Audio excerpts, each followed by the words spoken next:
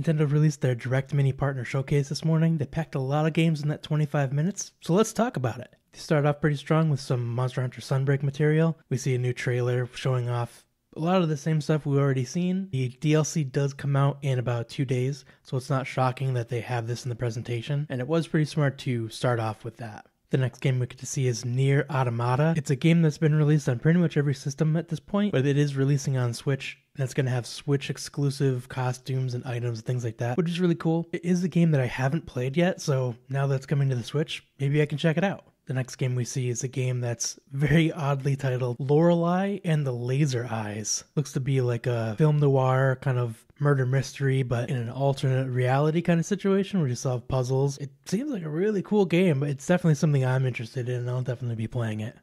The original Super Bomberman R released the same day as the Switch. It didn't release to rave reviews. Today we got an announcement of Super Bomberman R2, which adds some new features. The footage we saw today doesn't really look too different from the original Super Bomberman R. It doesn't really look like they added a whole lot, but if you're really into Bomberman, this might be the game for you. Capcom's been on a roll releasing these Mega Man Legacy collections. They released the original Mega Man Legacy, Mega Man X, Mega Man Zero, ZX, all great Legacy collections. Today they announced the Battle Network Legacy Collection that has 10 games in one. This is great to see because I never got to play any of the original Mega Man Battle Network games, and this gives me a chance to play all of them. I really love when companies release these legacy collections. It's a really great way to have these games available for your older fans and then make them available for newer fans that otherwise might not get a chance to play those games. It's hard to find some old games sometimes, and sometimes even if you do find them, they're really expensive. So it's great to see these collections come out and make it really more accessible for everyone. Up next is a game that no one expected, and I'm pretty sure no one asked for. It is Pac-Man World Repack. During the live stream, I laughed at this game at first and said, why did they even make this? But you know what? After seeing some of the footage, it's pretty clear that I don't remember this game at all. And actually, it does look kind of fun. Here we have a game called Blanc where you play as a deer and a fox in kind of like a black and white kind of game. It looks to be a lot of puzzle solving, and the hand-drawn art does look really good. I believe they did say that it is 2-player, so I might actually buy this and play this with my wife. I never got a chance to play any of the Monkey Island series, but I kind of knew what this was exactly when it came up. It looks to be a brand new game with kind of an interesting art style that plays homage to the original art style of the original Monkey Island games, but still kind of stays true to itself. If you're a fan of the original Monkey Island games, or even if you're brand new to them, this one actually does look like a lot of fun. Now, we've already seen some footage about Mario & Rabbids Sparks of Hope. In this presentation, we got some more gameplay footage, including Bowser being in the game, and we got a release date of October of this year. We got some quick footage of a game called Little Noah, Scion of Paradise. Looks like a pretty cool 2D platformer kind of fighter game, and part of that fighting is recruiting these little creatures called Lilliputs, and you'll see some of these Lilliputs fighting alongside you in this footage here. Railgrade is kind of like a train management simulation game where you get to control where your tracks go, how your shipments get delivered. It does look pretty interesting. I never really understood these management games on Switch, as it's a lot harder to control than using a mouse and keyboard, but if you don't have a PC that could play a game like this is a great option for you. One of the most interesting games in this presentation is this RPG Time, The Legend of Wright. It's kind of like a hand-drawn aesthetic as you play the game. The little pencil draws the different characters. One section shows you actually using a calculator to battle an enemy with all these little hand-drawn minigames. Gives me like a Yoshi's Crafted World kind of vibe where you see all these different cardboard and like arts and crafts pieces. It really looks like you are playing as a little kid imagining this world. Sonic Frontiers is one of those divisive games where some people think it looks really cool and some people are just really unsure about it. And recently they had some more footage of like the gameplay and the battle components, but the game looked pretty empty. Like there really wasn't a lot going on. Sega came back saying that it's a specific open zone platform and that we just don't understand. The footage they showed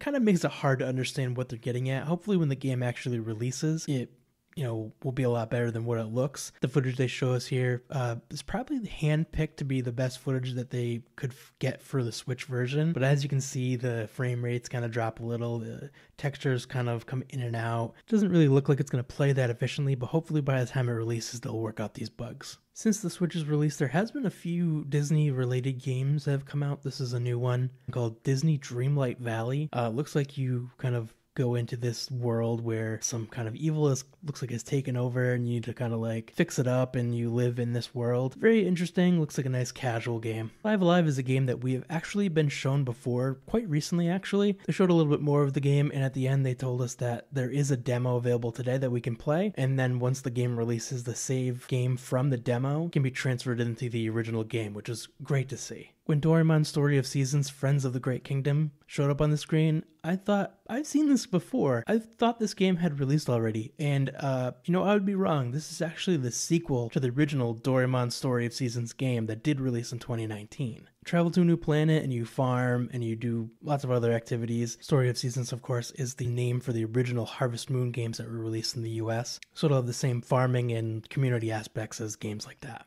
Minecraft Legends was originally showed off at the Xbox and Bethesda event a couple weeks ago. It's no surprise that it's coming to Switch, and I'm really glad to see this here. If you're a fan of the Dragon Quest series, there's a new game coming out called Dragon Quest Treasures. It's a pretty simple premise. You play as a treasure hunter and you go around the world collecting different treasures. The cool thing is you get to have monsters in your party that help you out in the world and in battle. In the world, you can have like the little blob monster launch you up to a higher area you couldn't normally reach. The battling does look like it's kind of like a real-time action-based instead of like a turn-based, which is pretty cool, and the monsters do help you out in battles. I made kind of like a predictions video yesterday on what I would like to see during this direct. You can watch that here if you'd like. But I did make a joke about there being a montage, and typically during the directs there is like they usually put in like one montage as a bunch of games they show off all in rapid succession, and that's not any different here. They did have a montage where they announced games like Fire Emblem Warriors 3 Hopes, which is a game that's actually available now. No Man's Sky releasing in October. And then we see Plague Tale Requiem. It is the cloud version, which is kind of a bummer. The cloud version is kind of a weird thing where you don't actually own the game. Anytime you want to play it, it needs to be streamed to your system. So if you don't have an internet connection, you can't play the game.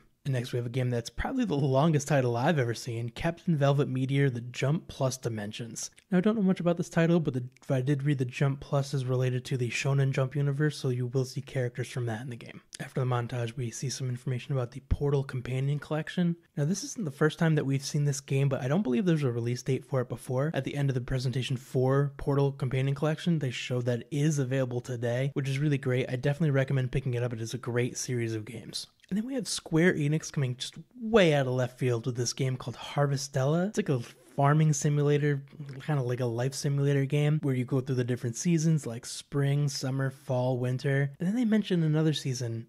They called it the Season of Death.